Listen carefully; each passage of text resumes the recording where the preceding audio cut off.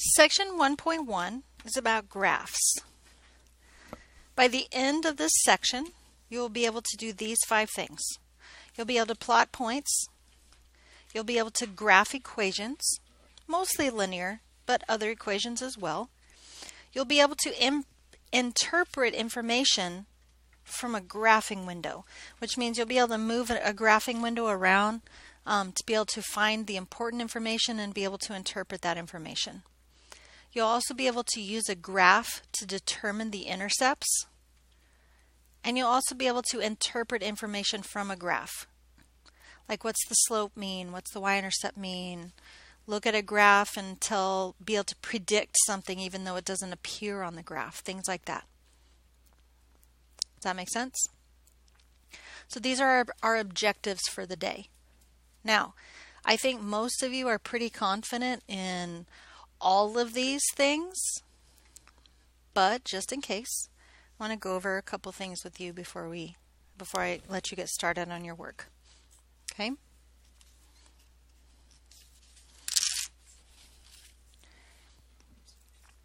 Is my writing too messy? No. Okay. Okay.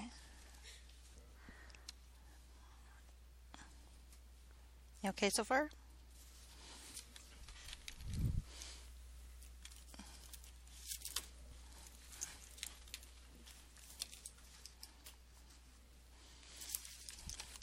So let's talk about graphing. Are you going to be able to see that? That's weird.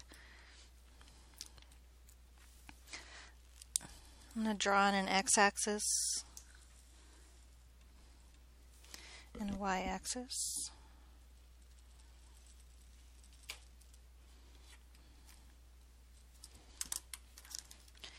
Do you know what the quadrants are called, first of all? Quadrant 1 is here. Yep, 1, 2, 3, and 4. Why do we always notate them with Roman numerals? That's my answer. Because. Okay. There might be a real reason somewhere. Just this is how it's always notated everywhere, so this is how we notate it.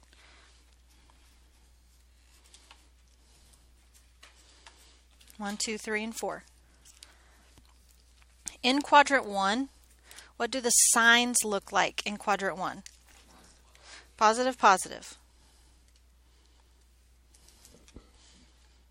What about in quadrant 2? Negative, positive.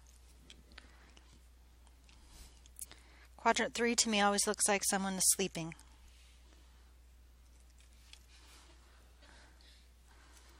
And quadrant 4 is positive, negative.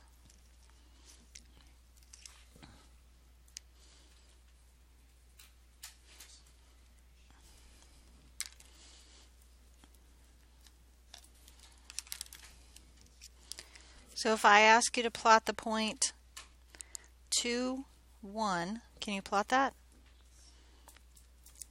To the right 2, up 1. If I ask you to plot the point negative 7, 6, can you plot that? 1, 2, 3, 4, 5, 6, 7. 1, 2, 3, 4, 5, 6. Do you guys want a piece of this graph paper?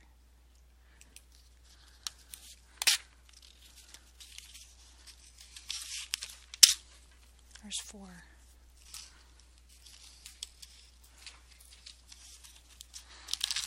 I think that's 5.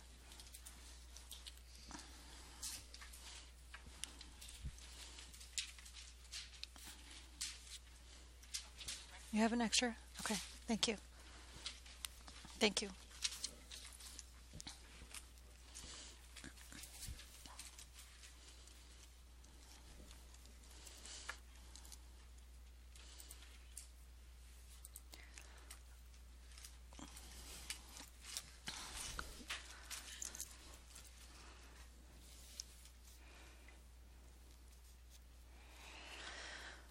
Why is this called an ordered pair?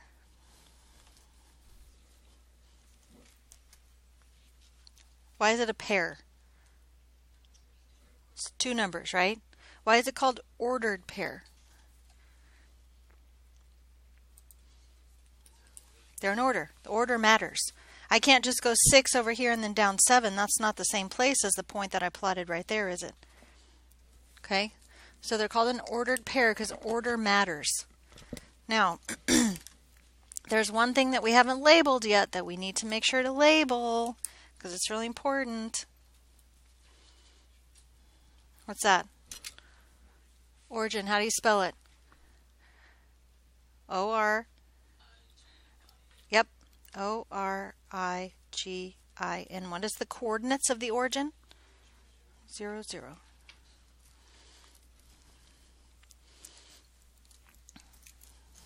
Everybody okay so far?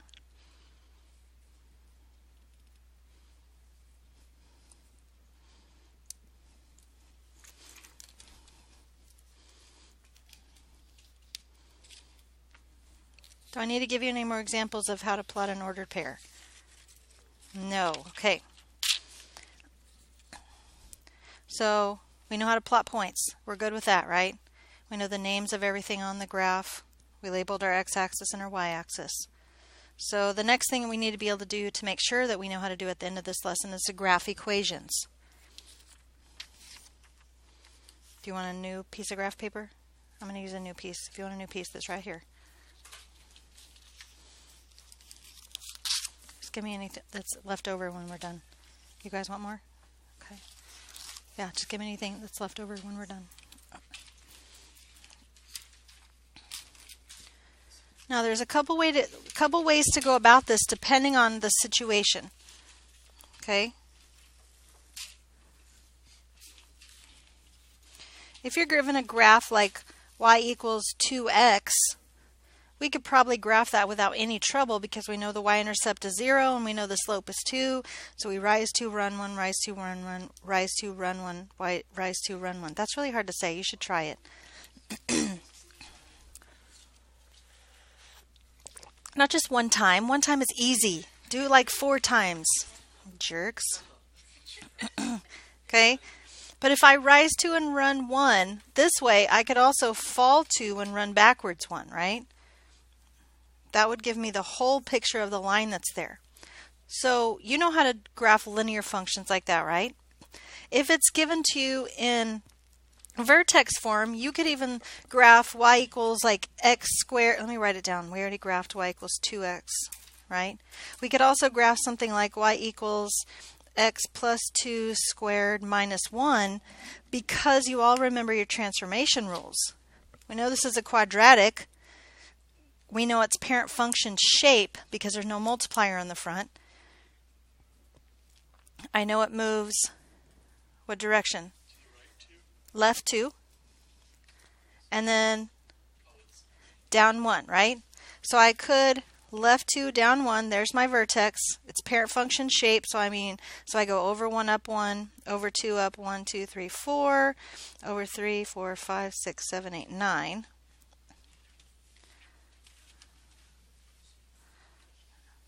And then there's my parabola, right?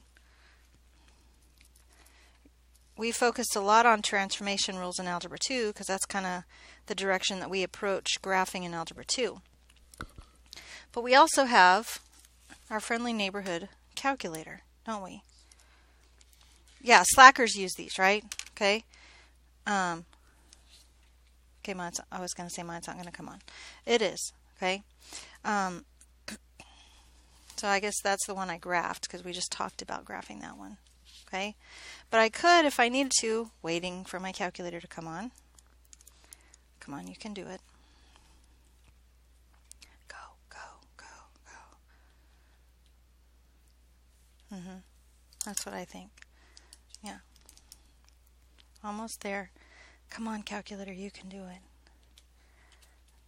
And see, by this time I could have already graphed it and gone to the next problem, right? So we're glad we know our transformation rules. But just to make sure, we could have a new document. No, I don't want to save the old one. We could have a graph. I could put this equation straight into my graph. Parentheses, x plus 2, close parentheses, squared, minus 1. I could get the graph and use Control T to go to my table and just have a whole bunch of points that I just plot. to get my parabola as well, right? Now this is especially useful when this parabola is not in vertex form but in standard form, because while we could use completing the square to get it into standard vertex form, and we could graph it way easier from that, using completing the square is not always everyone's favorite to do. Okay? So we do have a way on the calculator to find a table and plot those specific points. But surprisingly enough, if you plotted the points that are here on this table, guess what parabola I'd get? Ta-da! That one. Okay? So if it's in a form like linear functions or quadratic, or even any parent function that's in this kind of form, where we can do our transformation rules with a, b, h, and k that we talked about in Algebra 2, graphing equations is pretty easy. Okay? If it's not in one of those forms, using the table on your calculator is also an easy way to get the graph. Okay? So that takes care of number 2. Interpreting information. Now, what we want to talk about here is just, did it go off? Oh my gosh, okay. Let me make my table go away, so I'm going to press Control T again. This is a pretty nice window for this graph, right? I can see the vertex, I can see y-intercepts, I can see, a y-intercept, I can see 2 x-intercepts, which kind of talks about number 4 at the same time. If I said, look at this graph, can you tell me about the intercepts? What would you tell me? Tell me about the intercepts. There's an x-intercept at -1 and -3, correct?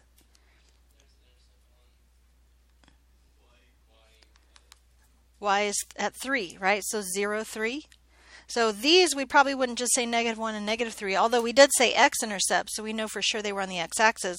We could call them by their ordered pairs, but that will really depend on how the question's being asked, won't it? Okay? If I say, where are the x-intercepts, is it okay to say -1 and -3? Yeah, if I say, what are the points of the x-intercepts, you need to say -1, 0, and -3, 0. Okay, so that's just going to put, seriously? Okay, that's something. And I mean, look, it's all the way full. I don't know if you can see that. It's really all the way full. Maybe it just has a low timer or something like that. Anyways, depending on how that question's being asked will depend on your intercepts, which was number 4, using intercepts or using a graph to determine the intercepts. Okay, but the point is on number 3, if we're talking about graphing window, this is a pretty good window to look at this function, isn't it? Because I can see the vertex and the intercepts. But what if I changed my equation to that? Did I break it? No, I just can't see it. So we'd have to think about it, think about our rules for transformations, so that I could go to my menu and my window, which is number 4. And if I was just doing window settings myself, do I need to go all the way down to -10 on the x-axis? That's probably okay, right? Do I need to go up all the way to +10 on the x-axis? That's probably even okay. It's what we need to change on the y-axis that matters here, right? What y minimum do I need to set, you think? I changed it to +9. So lowest I want to see is maybe 7. Right, so I can see just below where the intercept is, or is that right? 7? No. What do you want it to be? Negative. Well, I can't go back to it now. I think it's x plus 2 and then +9. Oh, 7 works fine? Are you sure? Well, let's look. Let's make it -7 and see what happens. What do you want the max to be? 7? 20? So did I need to be all the way down at -7? Because it shifted up to be 9, right? But think about I moved it over, over and up, right? So that should be as low as it goes as the 9. So would -7 or would +7 been okay? Well, let's check and make sure. So if I make, oh, that's not what I meant to do. Sorry about that. Down, down, down, down, down, down. What if I, stop. What if I made that 7? Can I still see everything I need to see? Can I see that there's no x-intercepts and 1 y-intercept? And I can see the vertex? Yeah. 20 might be too high, right? I could probably come in a little bit this way and I could come in a little bit that way, right? But is this an acceptable window? So are there multiple acceptable windows? Yes. Okay. Now sometimes it just depends on what we're looking at, where we need to change our window to. But I think you guys are pretty good at adapting to the window that's needed. Is this correct, or do I need to do some more examples? That's pretty good. Okay. Interpreting information from a graph. Well, is there any information for you to interpret from this graph? In order for you to be able to interpret information from a graph, what do you need? You need a graph. Let's say that we have this one. Don't you need a story?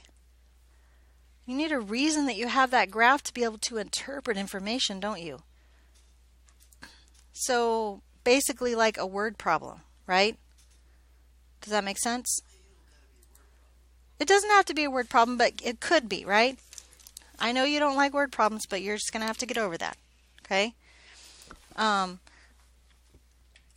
If this was a graph of an equation that I use for, let's see, okay, we're going to pretend it's that way. No, I don't want to do that either. We can keep going this way. And this was time versus distance. X is time, Y is distance. Would we even use any of these other quadrants right here? Can you do negative time? Not really. Can you do negative distance? Not really. So really, we would only look the first quadrant, right? So you'd have to know that starting off. Yes, my graph, the equation I used went over into the second and third quadrants, but I'm not even going to use any of that in my information if I'm talking about time and distance. Now, remembering from last year, we did talk about the times that you can have negative answers for time, and we talk about that's time before we started measuring. You remember that? And that was okay. Same thing with distance. Maybe it's distance behind or distance below of where we started measuring. Okay? But being able to interpret a graph from a word problem is pretty important. Okay? Now, a lot of the times, a lot of the graphs that they give you on your homework, it's very well labeled, and I'd like to be able to take my computer and put it underneath the camera right now so you can see it, and that's just not possible. Okay? No, I haven't tried it, but I'm not going to. Okay? I know I am a big chicken. I don't want to move my computer monitor underneath.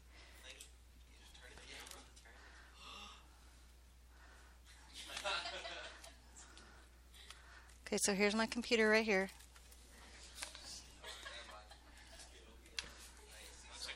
Can you see it? Why are you bossing me? That one that I just pushed a minute ago to focus it? Mm-hmm.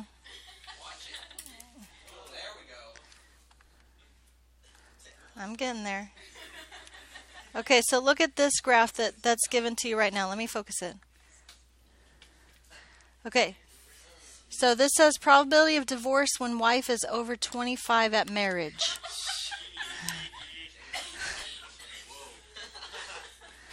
So after 5 years, after 10 years, after 15 years.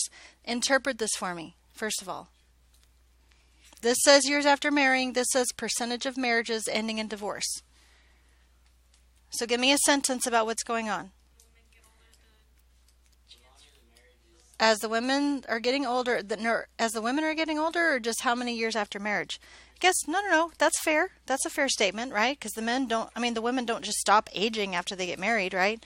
So as the women are getting older, or both parties are getting older, the percentage of divorce is rising. Now, it's not a linear function, is it? Because it's not a line. It's like section, section, section. But it's increasing. We could at least say that, right? Guys, that's interpreting a graph, or interpreting information from a graph. Okay? So there's questions that they might ask you. This says locate 10 on the horizontal axis and locate the point above 10. So this is the point of interest. Maybe that came from the question right above here that you can't really see right now. Okay, but being able to interpret a graph like that, let me see if there's another graph that we can talk about. Oh, here's a whole bunch of problems. You can do all those. Let me find one. Okay, so there's one right there. Okay, oh, we don't want to do that one. Why would they put that? That's so weird. Average number of awakenings during the night by age and gender. Yeah, so tell me about men. Average number of awakenings during the night by age and gender. Men is this one that says men by it.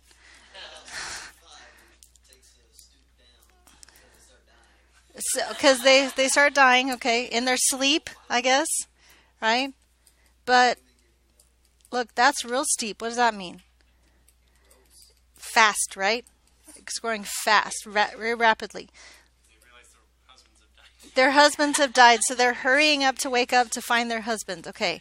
I don't think that's exactly what we're going for, but I'm not going to say it's wrong. Okay. Do you have any questions about that? Being able to interpret information from a graph. Okay. So let me turn this back. Whoa. Turn this back. Zoom it out a little so we can see these again. And focus it again. Okay, have we completed our 5 objectives for today? Can we plot a point? Yes. Can you graph an equation? Yes, using either your calculator or your transformation rules? Can you know how to change your graphing window in order to interpret information? Yes. Can you use a graph to determine your intercepts? Yes. And can you interpret information from a graph? All right, then we're done for the day.